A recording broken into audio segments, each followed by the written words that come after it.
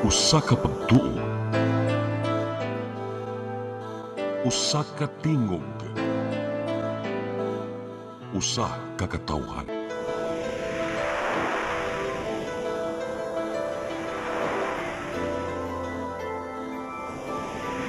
Cebu Catholic Television Network.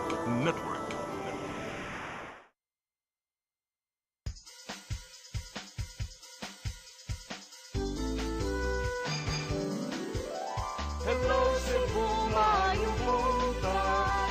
Yaksunta ang kahayag nga nagsulit sa matuod, nadagan sa panghitabo. Hello Cebu, maayong buntag Pinoy.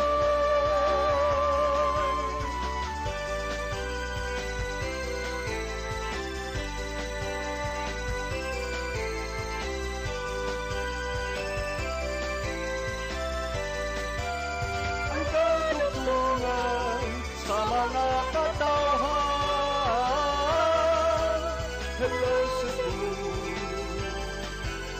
hello Cebu, maayong buntag Pinoy, maayong buntag Pinoy, maayong buntag Pinoy. Hello Cebu, maayong buntag Pinoy. Adlaw karong Miyerkules, adlaw stong inhan sa kanunayng panabang pitsa 15 sa buwan sa Hulyo, tuig 2026. Sa kunyong alagad sa kanginan Malu Inocando Tabar, uban ni miyang tud sa alas 9 karong buntaga sa atong programang Hello Cebu, maayong buntag Pinoy. Apan sa di pa nato sugdan ang tanan ato sang unahon ang atong labing wahing pagbanabana sa lakat sa kahintang sa panahon. Gikan sa Pag-asa Mactan, Sir Jomar Aclarino, maayong buntag. Yes, ma'am. Mayong buntag sa tanan ug sa ato tanan tigpaminaw kinatong latest weather update karong adlaw. Madayon ta makasinati generally for weather kining init ug medyo igang na panahon gawas ini na mga patak-patak ng mga pagulan ug kini mga localized thunderstorms. Padayon ta mag-monitor sa mag-i-issue ng mga advisories. Hini nga to na sa kasarangan na hangin masinati sa Visayas ug kadagatan malinawan nga to na sa kasarangan ang pagbalod. Temperatura sa Cebu 25 to 32 degrees Celsius ug ang Philippine Standard Time alas 8:07 sa buntag gikan diri sa Mactan, Pag-asa Visayas, DOST Jomar Clarino. Dagang salamat Sir Jomar Aclarino ug maayong buntag ninyong tanan dinha sa Pag-asa Mactan.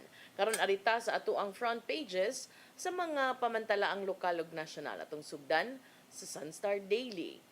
Sa Sunstar Daily, carbon market deal under audit scrutiny. Sa Super Balita sa Sunstar, suspect sa rape, michat, nagsorry. Sa The Freeman, unused aid flagged. COA says Tino assistance remained undistributed. Sa Banat News, sa The Freeman, naligsan sa truck patay, biktima padung unta magpa-check up sa doktor. Sa Philippine Daily Inquirer, witness says VP Sara capable of carrying out threats. Sa Philippine Star, VP team says no threat made. Sa Manila Bulletin, 2027 budget focuses on high-impact projects. Ug sa Tempo, NBI under fire. Mao katong front pages sa mga pamantalaang lokal ug nasyonal. Sa mong pagbalik, among ipadangat kaninyo ang atong mga balita. Please stand by. Hello Cebu, hello Cebu, maayong buntag Pinoy, maayong buntag Pinoy, maayong buntag Pinoy. Discover the beauty of the Philippines.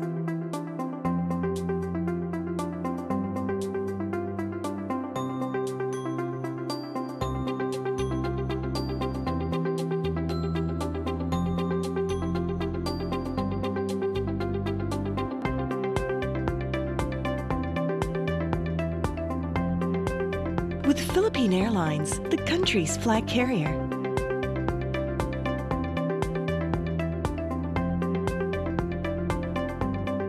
The airline that lets you feel the warmth of the nation.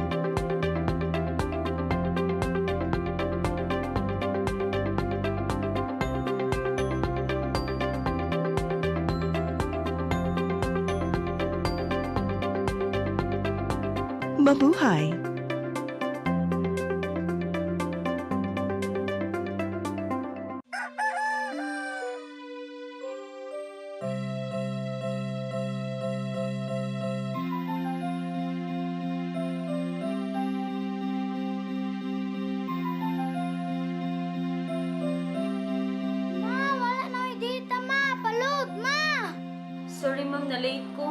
mangita pa manggugot para internet sa kong anak, ma'am. Ay, wala na yung problema. Pag sinisibo. Sinisibo, sinisibo. For your internet connection. And for the signal of your cable TV. So fast and straight the transmission to your home. Sinisibo. Sinisibo, sinisibo. Offers you to have fiber optics. For your viewing experience, perfect and clear so far. So great and affordable for you to enjoy. Sinisibo. Cine Cebu Television Network Incorporated offers fiber to the home broadband internet bundled with fiber to the home cable TV connection. Cine Cebu Television Network Incorporated with its operation in Metro Cebu and the whole province of Cebu soon. And affordable for you to enjoy. Sinisibo.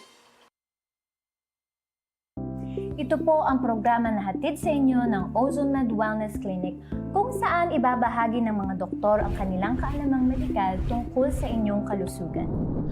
Minsan nami-misdiagnose, ovarian pala yun, pero ang presentation parang appendicitis. No?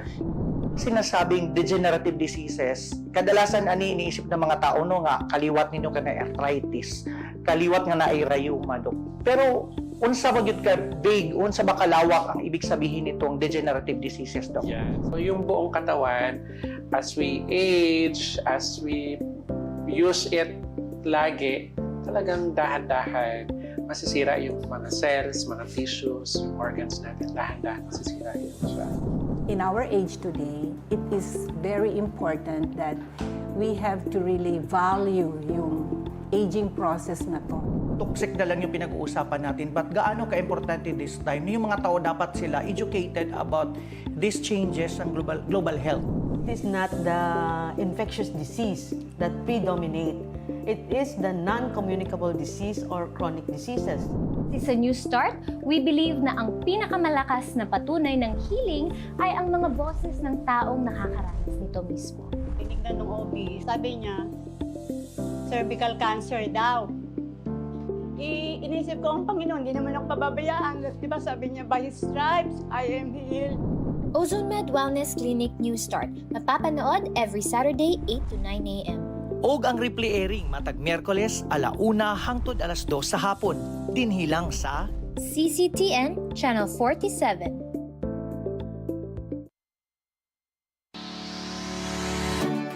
Looking for the best internet deals in Negros Oriental? Field Products Negros is here to bring you fast, reliable, and affordable internet with plans made just for you.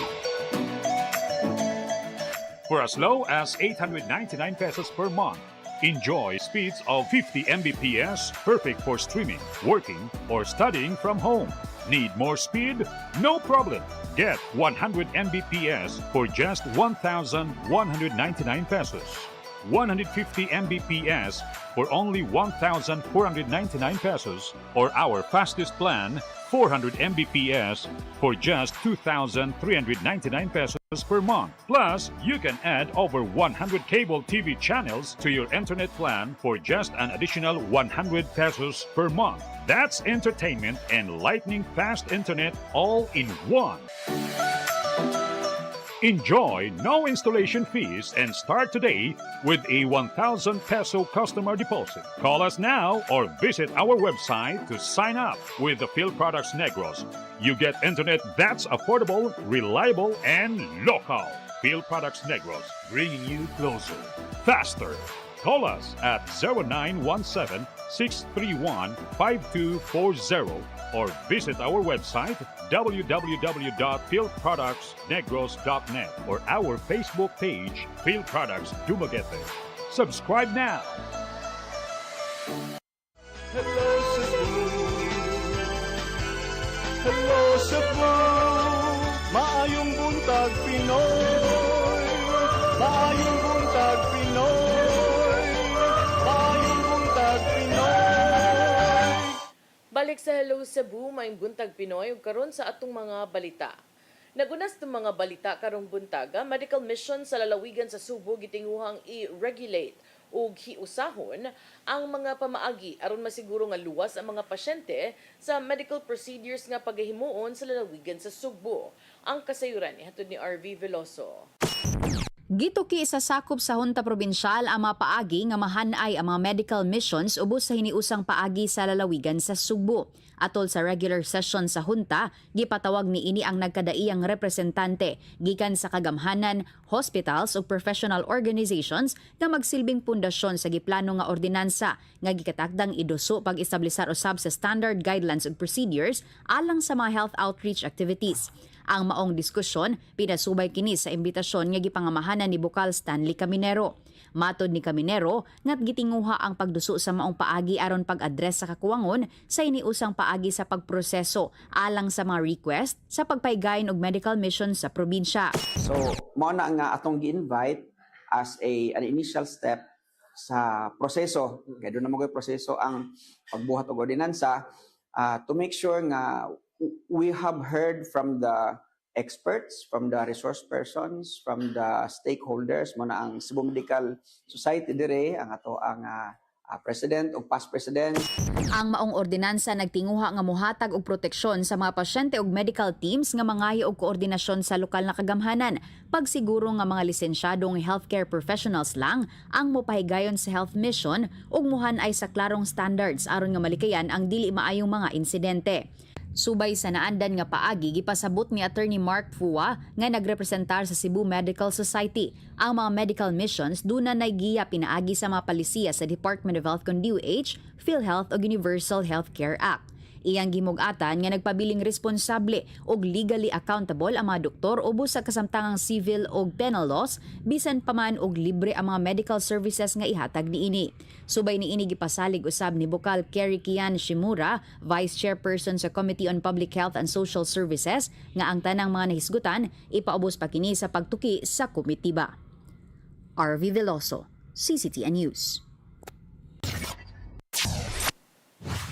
Sa laing bahin, public hearing kabahin sa sugyot nga pagtugot sa electric tricycle sa syudad sa Mandaue gipahigayon, prangkisa o ubang guidelines gihisgutan. Mga detalye sa report ni Mary Rose Sagarino.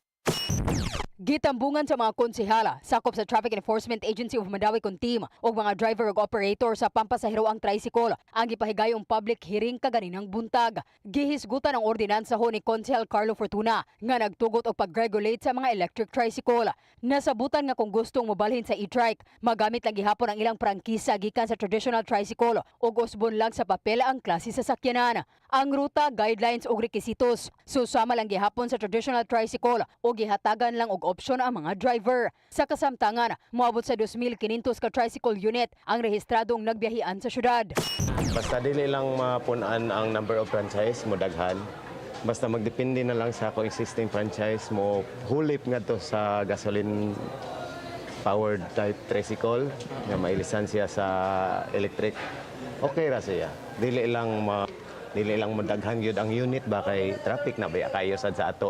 Gihimugatan nga dili apil sa ordinansahon ang mga gagmayng e-bike nga sagad nga gi-impound sa kadalanan. For as long as kining mga e-trikes nga gipang consider karon as a mode of public transport, mo compliant lang sila ba, meaning to say duly registered with the LTO, nya ilahang mga drivers is duly registered, nya doon na sila kanang franchise duly issued by the LGU. Wala gyud tayong problema ana. Kay ang among gipanggukod just for the information kana raman ng mga kolorom kana mga way papel unya kana mga nanagan sa national roads nga kay bawtang gibawal na. Ang mga gustong mobalhin sa electric tricycle kinahanglang mo parehistro ngadto sa Land Transportation Office. Ang e-trike nga tugtan mawang L3 ug L4 classification o mga dagko nga klase sama sa nagbiyahian sa Boracay. Sir, cost efficient because igo naman ka maintenance mo is baterya ra. Wala may lain kadagan niya na except ang braking system nimo ug ang battery. Gisugyot usab ni Fortuna ang pagbutang og mga charging station sa e-bike aron masuportahan ang gustong mobalhin. Mary Rose Sagarino, CCTN News. Sa Sa laing bahin, 563 ka mga graduates may paso atol sa University of the Philippines kun UP Cebu 87th commencement exercises. Kadagkuan sa maong tunghaan, may pahinumdum sa mga nakahuman nga ipadayon ang maayong integridad ug alagaran ang katawhan. Ang kasayuran ni Heto ni Gia Navarro. May paso na isip mga graduado ang 563 ka mga tinun-an sa University of the Philippines, Cebu atol sa ika-87 nilang commencement exercises ningadlong Martes, Hulyo 14. Kinina ang 12 graduating class. Sukad pa niatong tuig 2000 nga gilangkuban og 469 ka mga undergraduate og 94 ka mga graduate studies. Mato di UP Cebu Chancellor Attorney Leo Malagar nga resulta kini sa gipakitang katakos o performance sa mga bachelor o master degree holders. Gipainumduman niya ang tanang mga graduado nga subay sa pagpadayon sa kinabuhi isip mga profesional, kinahanglang ipabilin ang maayong integridad ug alagaran sa kanunay ang katawhan. Success may change their own lives. Service changes the lives of others. The country does not merely need more professionals. It needs professionals whose competence is guided by conscience. Gikalipay sa class valedictorian nilang si Athena Ella Antepuesto ug ang most outstanding graduate nga si Attorney Anica Fernandez ang kalampusang naangkon isip top graduates. Resulta kini sa tumang kakugi sa pagtuon ug paglambigit sa kasinatian sa matag leksyon. We are not just graduates. We are also children of this nation. And it is our responsibility to embody honor first, excellence next, and service always in what we do. The entire MPAF journey for me is an examination of experience. So I've been in the government service for more than 2 decades, but the MPAF program helped me, challenged me to examine my experience, much like an examination of conscience. Himong commencement speaker ang inilang broadcast journalist o profesor nga si Cara Patria David Cancio. May painumdum usab ang multi-awarded documentarist sa mga tinun-an nga tinud-on sa ilang propesyon ang gitudlong mga prinsipyo sa UP nga mao ang husay, dangal at serbisyo. Tugan pa nga kinahanglang gamiton ang maayong pangutok sa tinarong ug saktong pamaagi. Importante yung diploma, pero mas importante kung ano ang gagawin mo sa iyong diploma at paano mo ito gagamitin para makatulong sa iyong lipunan. Walang saysay yung katalinuhan kapag hindi siya gagamitin para makatulong sa karamihan. Walang saysay yun. Sama sa naandang, adunay lightning rally iniguman sa graduation rites. Mato di UP President Angelo Jimenez nga kabayan lang kini sa freedom of expression nga kanunay nilang gibarugan og hayan kining padayunon paingon sa tagsa-tagsang padulngan sa kinabuhi. Red tagging endangers lives, and anything that endangers life is against the fundamental right to life which is enshrined in our Constitution. That has just to be explained in all the languages, in all manners of communication, verbal or non-verbal, to make the nation understand. Hilaw man sa matag dumala sa universidad, nga ipabilin ang maayong pundasyon nga naangkon sa pagtungha paingon sila mga propesyon sama na lang sa tarong nga pagpenerbisyo o kaakuhan sa mga gipanghimo. Gian Navarro, CCTN News.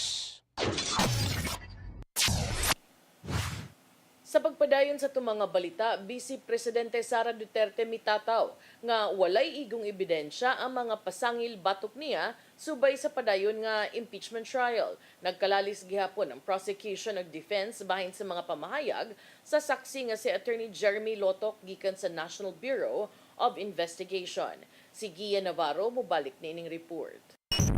Gihimugatan ni Vice Presidente Sara Duterte nga walay igong ebidensya ang mga pasangil nga giatubang dungan sa padayong paghukom siyang posisyon sa nagpadayong impeachment trial sa Senado. Matod sa giluwatang statement, wala na uyunan sa Vice Presidente ang gidangatan sa ikaupat nga adlaw sa trial, din gipakita ang giingong pagpanghulga sa kasamtangang administrasyon. Subling gibarugan ni Duterte nga wala ra ni tumaw ang mga pagpanghulga o giingong ginama lang ang mga ebidensya batok niya. Dugang pa nga usik-usik lang sa panudanan sa nasod ang gihimo sa Senate Impeachment Court kay mawagtangan gyapon ang pagsalig sa katawhan. Nakita ni Duterte nga ang impeachment proceeding kinahanglang di pa kapinan og espekulasyon, pagpanagna og kakuwang sa pagpamatuod.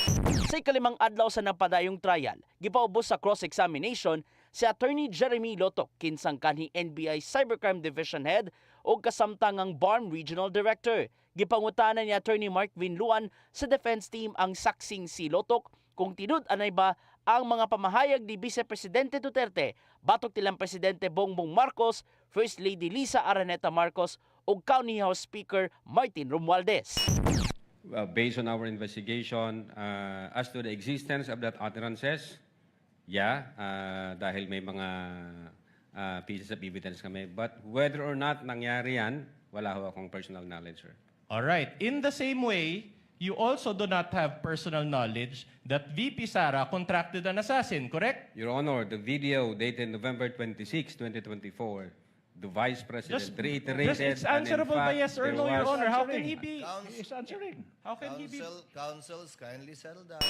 Hangtod nga nagkainitay ang prosecution ng defense panel sa nahimo mga tubag gikan sa maong witness. Nisangput usab kini sa nahimong pagpanalipod sa defense team bahin sa grado ni Vice Presidente Duterte sa pagkaabogado. The counsel is twisting the answer of the witness. If I may, can I finish? Counsel for the parties, kindly settle down. Can I finish? The witness said that he confirmed as to the fact that the utterances were made. That's why, Your Honor, I objected. Kindly be more specific. Attorney Lotok, you know what's being asked for. Ino nag-intervene si Presiding Officer Senator Francis Cheese Escudero nga kung mahimo, likayan ang maong mga matang sa pamahayan. Objection Counsel for the relevance. respondent, kindly avoid those Yes, we will comply, Your Honor. statements, given that there are a lot of lawyers here and you don't know what their grades are. We will comply, Your Honor. Ian Navarro, CCTN News. Sa atong katapusang balita, lalaki nga nagmaneho sa iyang e-bike aron magpa-check up sa usa ka clinic sa Barangay Dulho, Fatima giingong giatake sa kasing-kasing og naligsan sa gikasugat nga dump truck human matumba kini sa karsada. Ang insidente nakuha pa sa CCTV footage. Ang kasayuran ihatod ni Arnold Bustamante.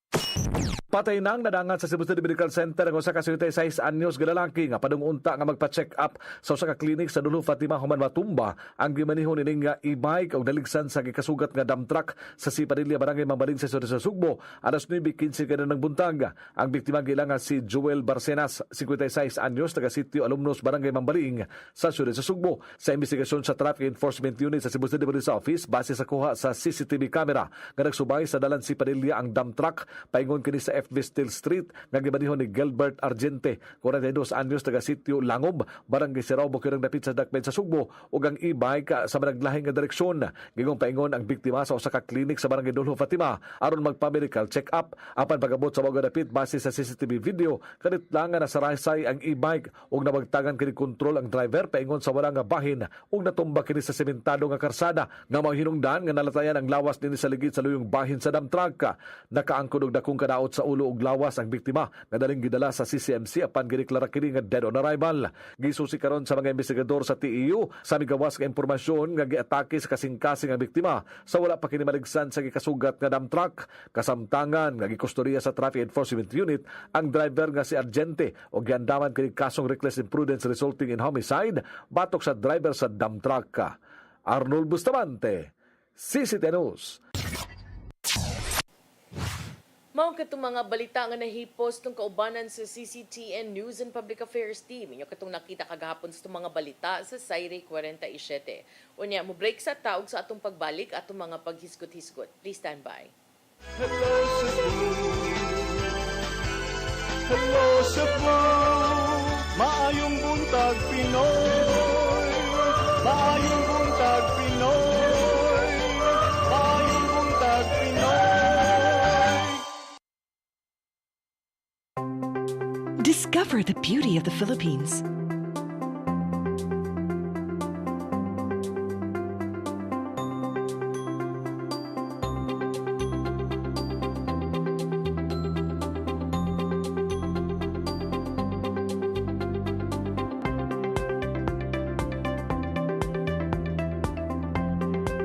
With Philippine Airlines, the country's flag carrier.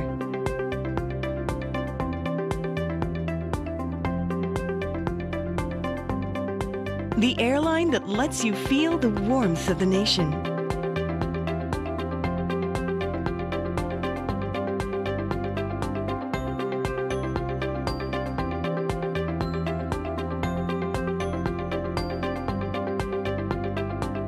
Mabuhay!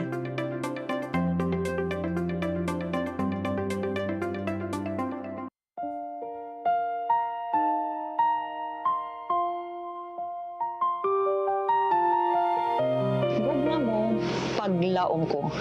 Usa ka misyon sa gugma ug paglaom alang sa ato ang mga igsoon. Nga halos nawad na og pagtuo sa ilang kaugmaon.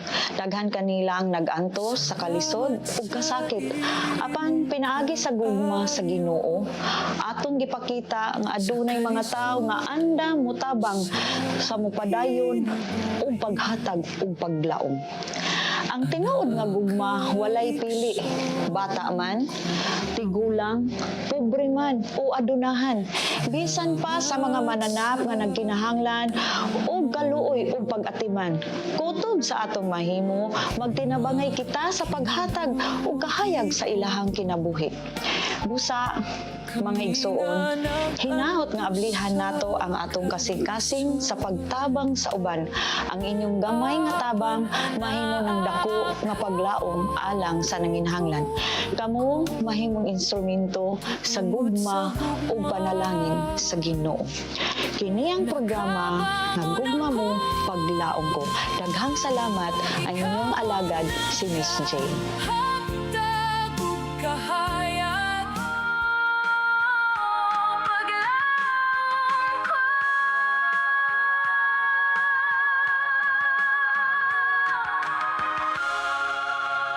PRO7 Action Files.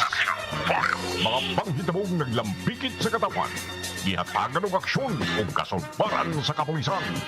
PRO7 Action Files. Base sa talaan sa Police Regional Office 7, nakakasong padayong gisubay at taganong katinawan, pinaagid ning maong tulumanon. PRO7 Action Files. Atong kaninyo sa Police Regional Office 7 o NTV CCTN.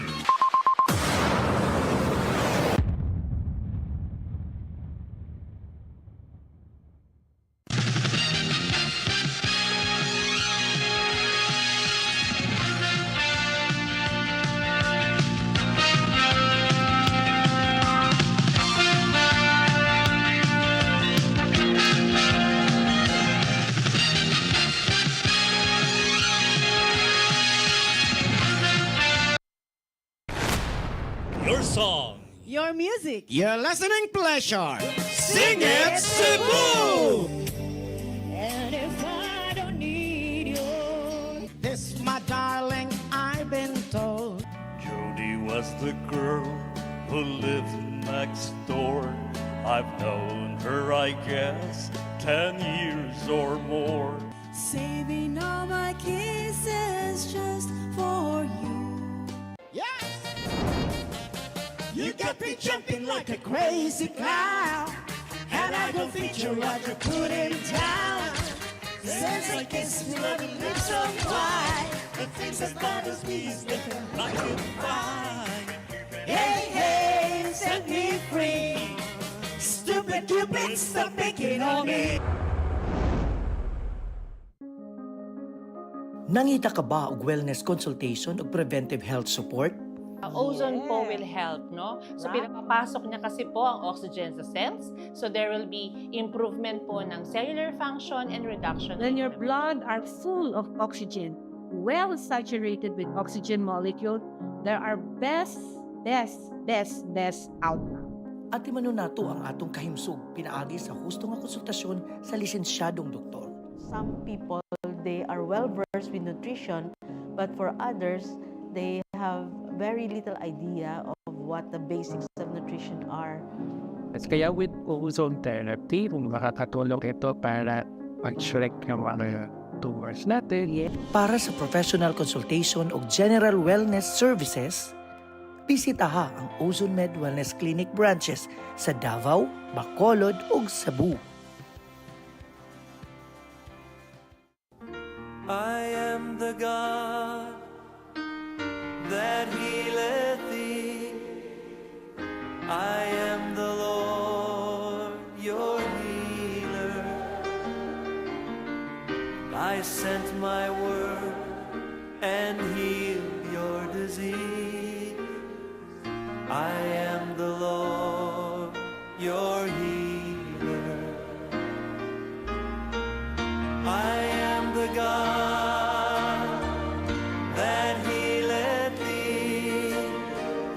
I am the Lord, your healer. I sent my word and healed your disease. I am the Lord, your healer. I am the God that healeth thee. I am the Lord, your healer. I sent my word and healed your disease. I am the Lord, your healer. I am the God that healeth thee. I am the Lord, your healer.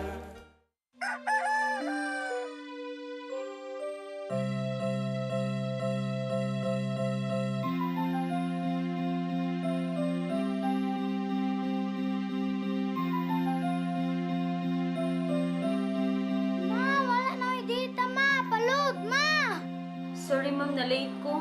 Nangita pa mong gugo para internet sa kong anak ma'am. Ay, wala na yung problema. Pag sinisibo.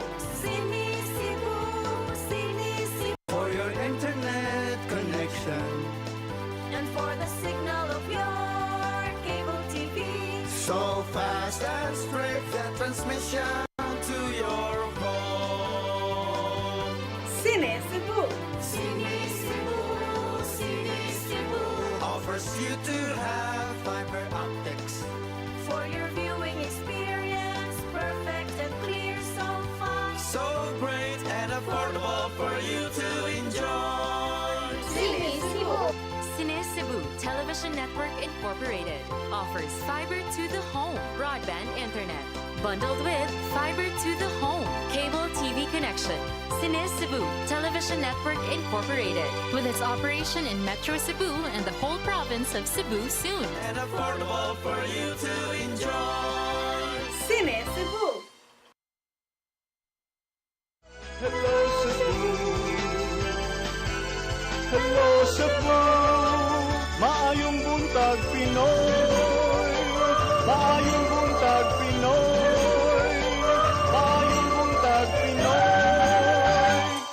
Balik sa Hello Cebu, may buntag Pinoy. Ug karon sa atong paghisgot-hisgot, atong unahon kining pagsita no sa Commission on Audit sa Cebu City Government tungod sa kalangan sa pagpang-apod-apod sa mga relief goods. Unya, kibaw mo unsa pa ni nga kuan kanang hinabang or kanang unsa nga kanang hinabang ang gihisgutan sa Commission on Audit, Bagyong Tino, murag hapit naman ni mag-anniversary in town, last year pa man ni. So, karon ni gawas sa The Freeman nga ang Commission on Audit iyang gi-flag no ang Cebu City Government tungod sa kalangan sa pagpang-apod-apod sa hinabang kining relief goods.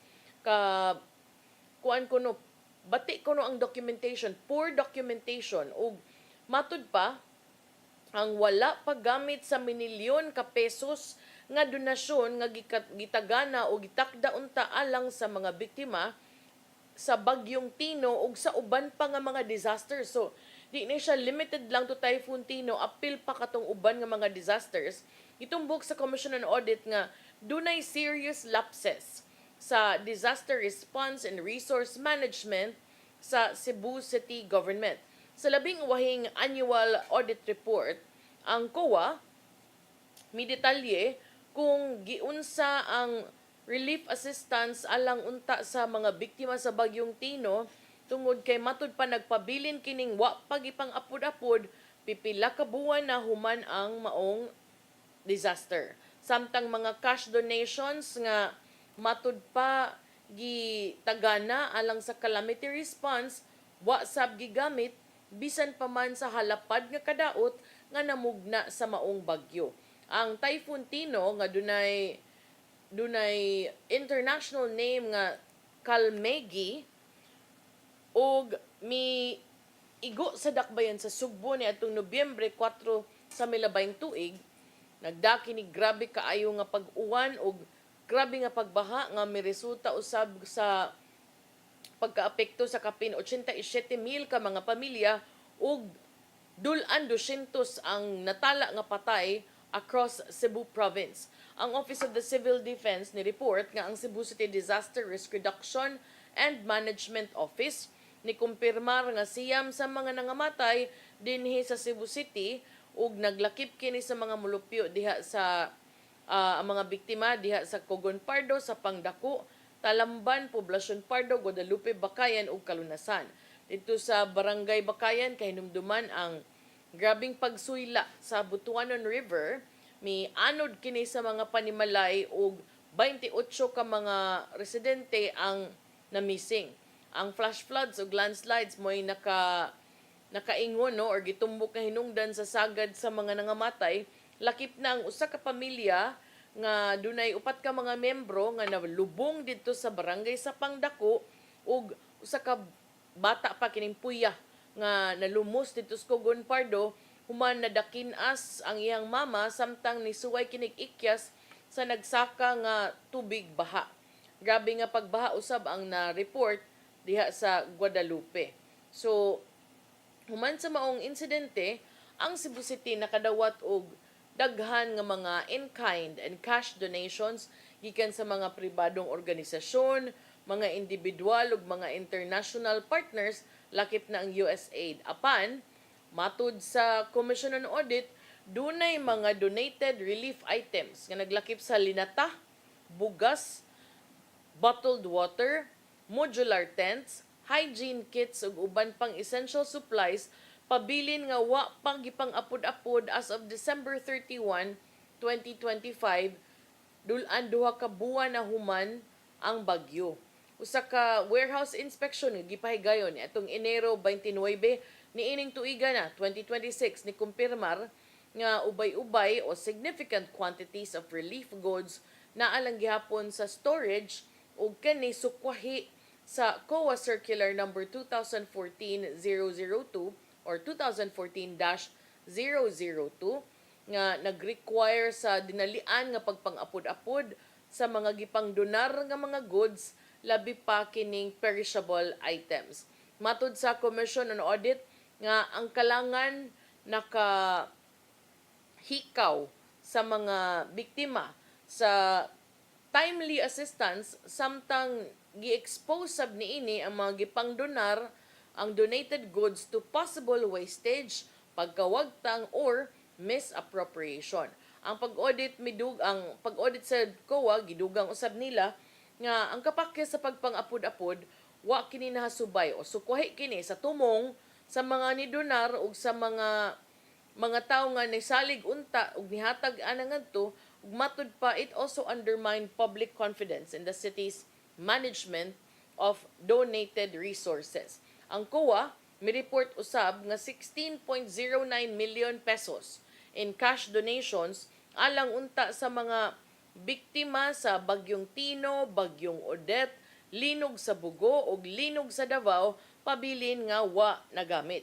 Sa maong gidaghanon 9.43 milyones ka pesos ang specifically alang unta sa mga biktima sa Typhoon Tino apan wa pa kuno nagamit. Ang maong pag-audit nagpakita usab nga 2.27 milyones ka pesos nga mga donasyon alang sa Bagyong Odette nagpabilin nga wa lang murag kanang sa tawag ani kanang idle for about 3 years. Ang donations nga amounting to 4.37 million for the victims of the Bogo earthquake and 25,567 for the Davao earthquake also remain unused.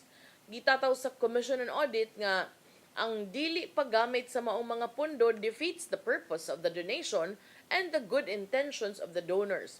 Sila nirekomendar nga ang dakbayan mo'y mugamit sa pondo for recovery and rehabilitation or i-remit sila ngadto sa Bureau of Treasury kung di na sila magamit para unta sa purpose for which it was intended.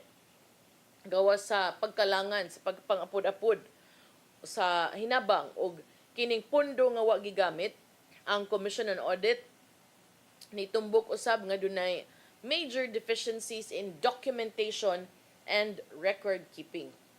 So ari na diha na nang laay anang why documentation og record keeping kay delikado kaay na nga magamit sa mga kanabang matintal ba or magamit sa di maayong nga paagi.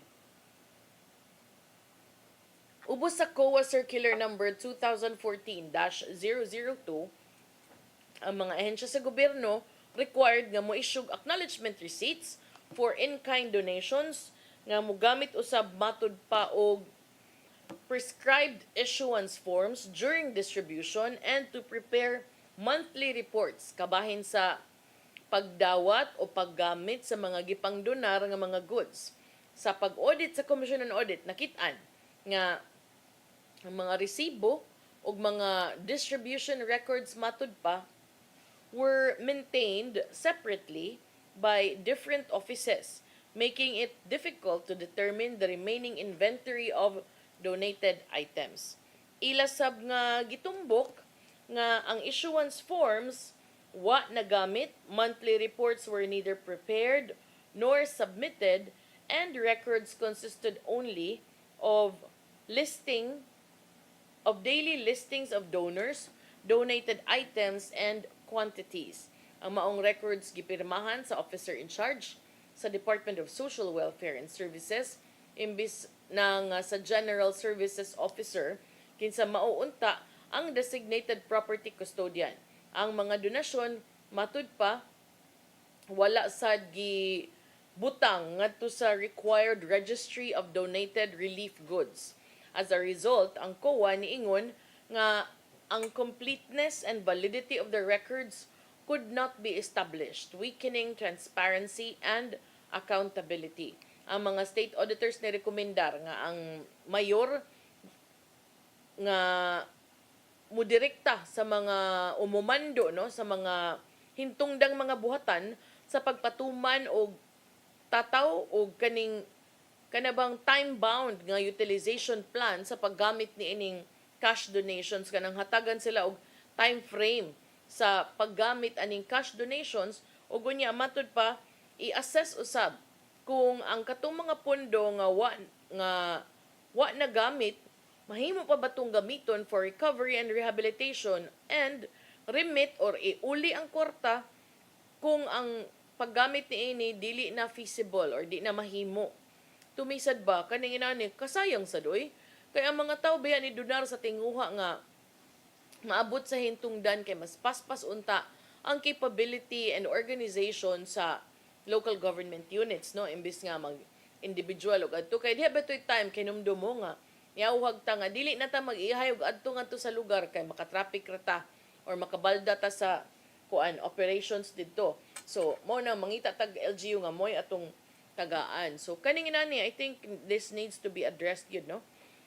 For in-kind donations ang audit team ni auhag sa syudad sa Subo nga istriktong mutuman sa prescribed nga documentation procedures, i-consolidate ang records ubos sa central monitoring system, muduso og monthly reports ug ma-maintain matud pag-updated inventory records pinaagi sa Registry of Donated Relief Goods. Sa ilang tubag, ang Department of General Services niingon nga ang mga gipangdonar nga mga goods nga gihisgutan nato kaganina has been safely stored while awaiting requisitions and assured COA nga ang inventory records nila na update na. Ang DSWS may pasabot usab nga ang uban nga mga gipangdonar nga goods ni abot human nga ang initial relief distribution na kumpleto na nila ug miduga nga ang nagpabiling supply ilaha pasad nga gi-consolidate alang sa pagpangapod-apod niini ngadto sa mga severely affected beneficiaries. Samtang ang Cebu City Disaster Risk Reduction and Management Office sa ilang bahin may klaro nga ang ilang unang responsibilidad panahon sa mga disasters are evacuation and rescue operations. But niingon sab nga later sila ni coordinate with other city offices in the procurement of 9 million pesos worth of rice. Ang maong buhatan ni ingon usab nga ang City Disaster Risk Reduction and Management Council ni approve sa allocation ni adtong cash assistance alang sa mga LGUs sa Northern Cebu nga naapektuhan sa linog sa didto sa Bugo base usab sa ilahang verified rapid damage assessment ug ang ilahang gihimo nga analysis reports. Matud sa COA, ang ilang findings nagpakita nga dunay systemic weaknesses sa disaster response sa Cebu City ug nidugang nga ang kapakyas sa pagpaspas nga pagpangapod-apod sa relief goods ug tabang pinansyal makapadugang sa kalisod nga nasinati sa mga biktima ug makapahuyang usab sa pagsalig sa mga tao nga muhatag sa ilang mga hinabang kung inaay mga ingon ani. Sakto pod ang COA. So, kanino, I hope we take this nga as a guide sa pagpalambo pa sa ato ang mga sistema ug sa ato ang mga kanang pagpatumban sa mga patakaran labi pa kabahin sa disaster relief kay kuan man gud ni kanang pinaspasay dapat. Unya gamay niya lang tag-oras arita sa dugang hisgutanan ang Cebu Provincial Government ni desisyon nga paubos sa intervention and counseling ang tulo ka mga minor de edad nga nalambigit sa managlahi nga mga hulga o mga bayolente nga mga insidente diha sa mga tunghaan. So ilang desisyon sa Cebu Provincial Government ipaubos sila sa counseling and intervention imbis nga mutuman og mopatuman og kanabang mga criminal nga mga punitive measures or kanabang gukdon sila in a criminal sense or i-penalize sila. Si Governor Pamela Baracuatro ni ingon nga ang rehabilitation o paggiya sa mga ginikanan maoy naghatag og labing maayong kahigayunan aron malikayan pa ang mga susama nga mga insidente. Si Baracuatro nakigtagbo sa tulo ka mga minor de edad lakip ng ilang mga ginikanan sa usa ka closed door dialogue niadtong Lunes, Hulyo 13, diin iyahang hinabi aron iyang masabtan unsay nakapaaghat sa ilahang mga lakang ug kanang unsa bay nganong nabuhat o nila. Ang meeting gipahigayon pinaagi usab sa Provincial Peace and Order Council human sa managlahing mga insidente sa Dakbayan sa Talisay ug sa Dakbayan sa Karkar nga nakapabalaka sa publiko ug nakamugna usab og mas hugot nga lakang sa kapulisan aron sila mo apil na sa maong mga or mo address na sa maong concerns. Ang gobernador ni pahinumdom sa mga minor de edad nga samtang ang provincial government dunay responsibilidad nga ipatigbabaw ang balaod, nagtuusab siya nga angay sad hatagan ang mga batan-on ug kahigayunan nga makakat-on gikan sa ilang mga sayop. Matud ni Governor Pamela Baracuatro, we cannot take this sitting down, but she also assured them that the dialogue dili tumong nga padtuon sila para kasab-an. Gusto lang siyang mahibaw kung nganong nabuhat to sa mga batan-on ug unsay iyang matabang matud pa aron dili na mausab ang maong insidente. Ang mga minor de edad, giubanan sila mga ginikanan nangay sila pasaylo tungod sa kahadlok o sa kahasol nga nahimo sa ilang mga lakang nga may resulta usab sa kinibang pagkahasol sa law enforcement authorities ug sa publiko. Kay mga minor de edad man 12 ug 13 years old, mga residentes Talisay, mo'y giila sa kapulisan ng mga individual nagpaluyo ni adtong managlahi nga online threats nga pang post sa Facebook page sa duha ka mga tunghaan sa Dakbayan. Katong may resulta gani sa pagsuspenso sa klase. So, ang ikatulo, taga-Karkar, iyasang gipang kumprontase iya mga kaubang estudyante samtang nagdaog kutsilyo. So, matud sa mga minor de edad, ilang gikopya, ang ilang nakit-an sa social media human usab sa reports kabahin adtong dugoon nga pagpamusil patay dito sa Tacloban. So, ang uban ni sunod ra ko no, kay wa siya kaandam alang sa exam. Kapait. Sige. Hinaot nga makasulbad. Excuse me. Wala tay oras. Atay padangat ang giandam ni Tatay Dodong aning pulong og kinabuhi.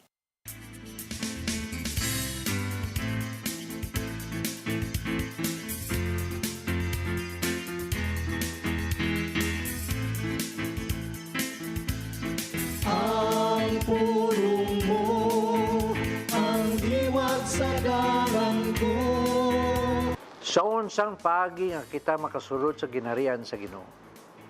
Siyang pagsangyaw sa mayong balita, si Jesus mihatag nining duha ka kondisyon. Repent and believe. Kung moduol kita sa Ginoo, ug basulan ang atong mga sala, ug mutuo kita sa iyang mensahe sa Ebanghelyo, makabaton kita grasya ug gahom nga magpuyo og bag-ong kinabuhi aron mahimong sakop sa iyang ginharian. Makabaton kita grasya aron isalikway nato ang ginharian sa kangitngit nga ubos sa pagmando ni Satanas. Ang pagsalikway sa sala nagpasabot og kausaban sa atong panghuna-una. Kinaiya, disposisyon ug mga tingwa sa kinabuhi. Dili igo ang pagbaso lamang. Kini ang unang lakang. Ang sunod mao ang pag-usab sa imong kaugalingon ug likayan nga dili na gayud magpakasala pag-usab. Ang Ginoo mohatag usab kanato grasya aron makita nato kung unsay kadautan ang sala. Ug maamguhon nato ang pagkasala nga mo'y pagsalikway siyang gugma ug kabubuton sa atong kinabuhi. Samtang ang pagtuo kang Hesus o ang pagdawat siyang gitanyag nga gugma mo'y makapalingkawas kanato sa higot sa nga gibugkos sa yawa. Gigugma kitang tanan sa Ginoo. Busa, tingwa niya nga atong ihatag nga atong kinabuhi ngadto kaniya. Sa buhat 3:19 nag-ingon, pag hinulsol kamo ug balik sa Dios aron papaso niya ang inyong sala. Kini mo ang pulong nga maghatag kanato og giya sa atong kinabuhi. Pag-ampo kita. Lagi itong amahan, salamat sa imong paghatag sa imong bugtong anak, bugti sa imong mga sala. Ginoong Hesus, salamat sa imong sakripisyo dinha sa krus nga mo'y naghatag kanamong kagawasan. Ipadayon ang pagbuo sa imong grasya aron ang sala diha nga nagpuyo dinhi sa kalibutan dili noonta naamo maangkon ug luwasa kami ug limpyuhi ang among kasing-kasing. Amen. Sa samahan sa Anak sa Espiritu Santo. Ang pulong mo, ang diwat sa dalan ko. Pulong kinabuhi ni Tatay Dodong Limchua may nagtapos sa itong tulumanon. Dagang salamat sa Philippine Airlines. Thank you, Archbishop Alberto Uy. Nanaydayan ng Tatay Dodong Limchua. Thank you, Sir Dennis Tabar. Salamat. At mga kaubanan sa TOC, Sir Robert, Miss Inday, Sir Matmat, Miss Mabel, Miss Joanne. Samtang sa newsroom, Sir Del, Sir Raymond, ug diri sa studio si Ferdy. Salamat sa inyong pagpakig-uban. Ako si Malu Inocando Tabar. See you tomorrow sa atong programang Hello Cebu, Mayong Buntag Pinoy. God bless us all. Hello Cebu.